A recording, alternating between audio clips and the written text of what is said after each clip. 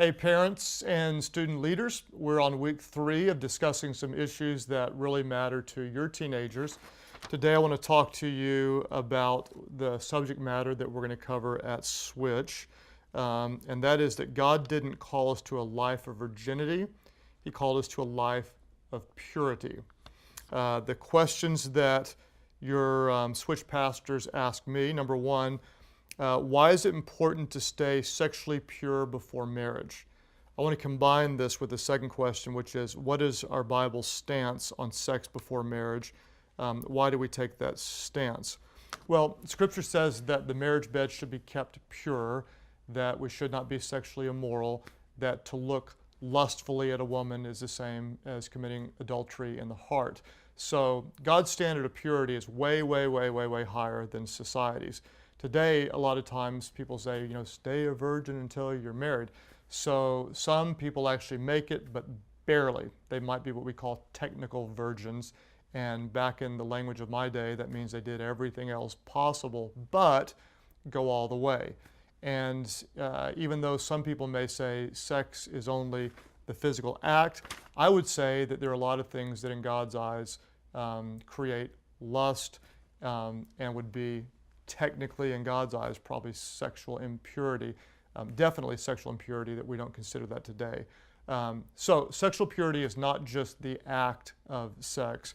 I believe it involves all types of fooling around, and more than just sexual purity. Again, I'm going for emotional purity and spiritual purity as well in developing my kids. Again, we're going to have junior high kids, and your kids' junior high friends are going to be fooling around and doing things, and the media and everybody's going to say that's just normal and that's just whatever.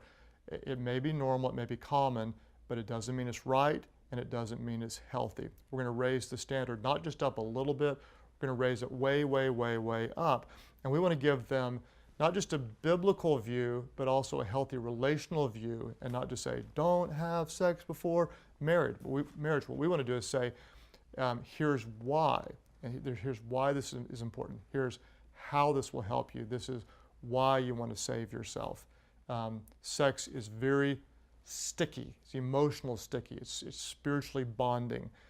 Essentially, when kids have multiple sex partners, they're basically doing married things, and then to break up is very painful for them because they have that bonding, and then they break up, and so they're essentially practicing marriage, and then they're practicing divorce, and then years later when they do get married, they've got tons of baggage, and they've already trained for divorce, so when things get difficult, they just do what they've done before, and they end up leaving. That's why it's not working. We have to guard the purity.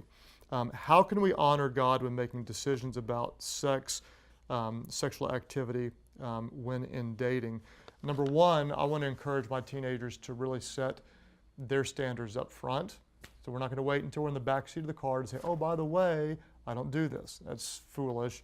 So we have up front, I'm a very committed follower of Christ, and I don't mess around. Depending on how crazy you want to get or how committed your kids want to get, you may set a really, really high standard, which my daughters, who are old enough to think about this, said we want to save our first kiss until we're married, which is crazy. But guess what?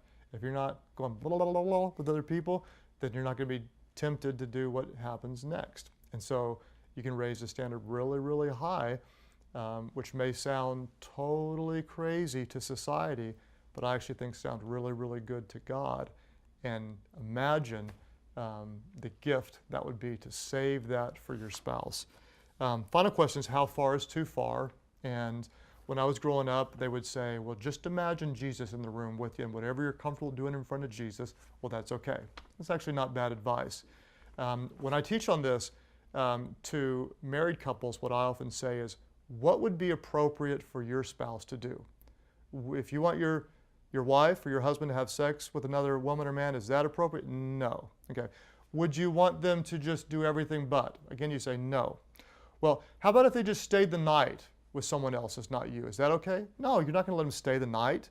Well, how about if we just cuddle with someone else? No, again and again and again. Well, how about if I just say, I love you, I love you, I love you, I love you, and kiss you on the ear? Okay. Again, you're going to say, no way. Why? Because those are very intimate things that are reserved for the two of you. If those things are now so special to keep between the two of you, why would you want your kids doing something with multiple people that really should be reserved for marriage?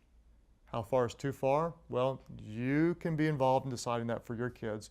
At our home, we really believe there's a lot of things that are really special that a lot of people do with a lot of people that actually should be reserved for their two, because we're seeking the one, God, as we're waiting on our two, our spouse.